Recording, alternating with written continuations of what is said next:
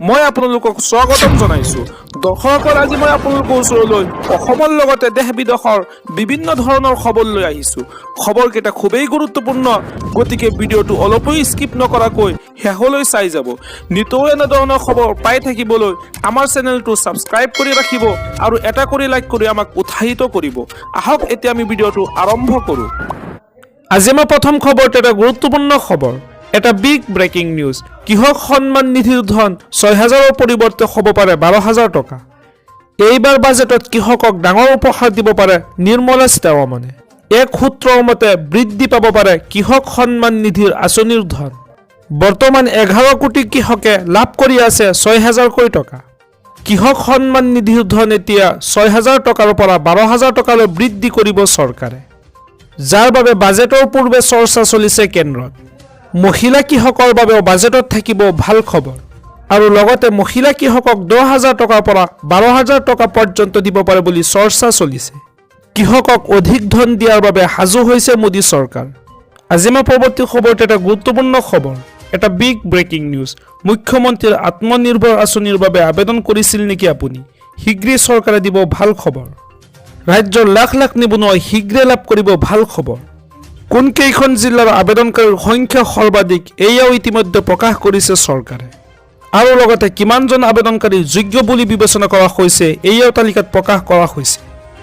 বৰ্তমান পৰ্যন্ত মুঠ আবেদনকাৰীৰ সংখ্যা হৈছে ২,২৯,১৪৫ গৰাকী। লখিমপুৰ, কামৰূপ আৰু বৰপেটাত পঞ্জীয়নৰ সংখ্যা সৰ্বাধিক বুলি প্ৰকাশ পাইছে। এই আঁচনিৰ বাবে ১০ম শ্ৰেণীৰ পৰা আৰম্ভ কৰি স্নাতক উত্তীৰ্ণলৈকে আছে আবেদনকাৰী। দক্ষতা চিনাক্তকৰণ শিবিৰৰ জৰিয়তে চিনাক্তকৰণ কৰা হ'ব আবেদনকাৰীৰ যোগ্যতা। জিলা পৰ্যায়ৰ পৰীক্ষা সমিতি আৰু ৰাজ্যিক সমিতিৰ দ্বাৰা কৰা হ'ব আবেদনৰ পৰীক্ষা। আৰু এই আঁচনিৰ বাবে নিৰ্বাচিত প্ৰাৰ্থীক প্ৰদান কৰা হ'ব উপযুক্ত চৰকাৰী প্ৰশিক্ষণ। এটা বিগ ব্ৰেকিং নিউজ। ১০ম শ্ৰেণী উত্তীৰ্ণ মুখ্যমন্ত্ৰীগৰাকী কোন? ডক্টৰেট ডিগ্ৰী থকা দেশৰ একমাত্ৰ মুখ্যমন্ত্ৰী হিমন্ত বিশ্ব শৰ্মা। আনহাতে ১০ম শ্ৰেণী উত্তীৰ্ণ মুখ্যমন্ত্ৰী হৈছে মহাৰাষ্ট্ৰৰ একনাথ সিন্ধে।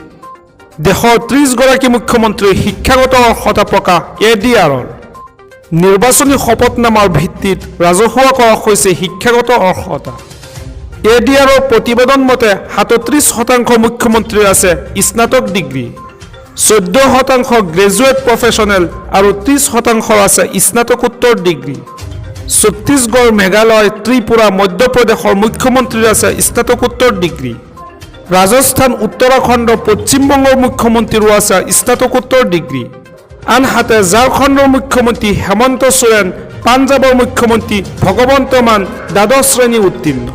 আজি মই পৰৱৰ্তী খবৰটো এটা গুৰুত্বপূৰ্ণ খবৰ, এটা বিগ ব্ৰেকিং নিউজ। জন্মৰ প্ৰমাণ পত্ৰ নাই নেকি আপোনাৰ? তেন্তে আপোনালৈ আছে এটা ভাল খবৰ। এতিয়াৰে পৰা পৰ্টেল যোগে জন্মৰ প্ৰমাণ পত্ৰৰ বাবে আবেদন কৰিব পাৰিব আপুনি। RTPS পৰ্টেলত জন্মৰ প্ৰমাণ পত্ৰৰ বাবে কৰিব পাৰিব আবেদন। আপোনাক প্ৰয়োজন হোৱা দস্তাবেজসমূহ হ'ল আবেদন পত্ৰৰ স্কেন কৰা প্ৰতিলিপি, জন্ম বা বয়সৰ প্ৰমাণ পত্ৰ সম্পৰ্কে চৰকাৰী বেচৰকাৰী খণ্ডৰ চিকিৎসালয়ৰ প্ৰদত্ত পঞ্জীয়ন প্ৰমাণ পত্ৰ, স্কুল চাৰ্টিফিকেট, এডমিট কাৰ্ড, ৬ বছৰ আৰু তাতোধিক বয়সৰ বাবে আৰু অভিভাৱকৰ বিৱৰণ, লগতে দণ্ডাধীশৰ দ্বাৰা যথাযথভাৱে স্বাক্ষৰিত শপতনামা। জন্মৰ প্ৰমাণ পত্ৰ আবেদনৰ বাবে লগইন কৰক www.rtps.assam.gov.in নাইবা নিকটৱৰ্তী ৰাজহুৱা সুবিধা কেন্দ্ৰলৈ যাব পাৰে আপুনি। কোনো ধৰণৰ প্ৰশ্ন, অভিযোগ, মতামতৰ বাবে যোগাযোগ কৰক 1800 345 3574 নম্বৰত।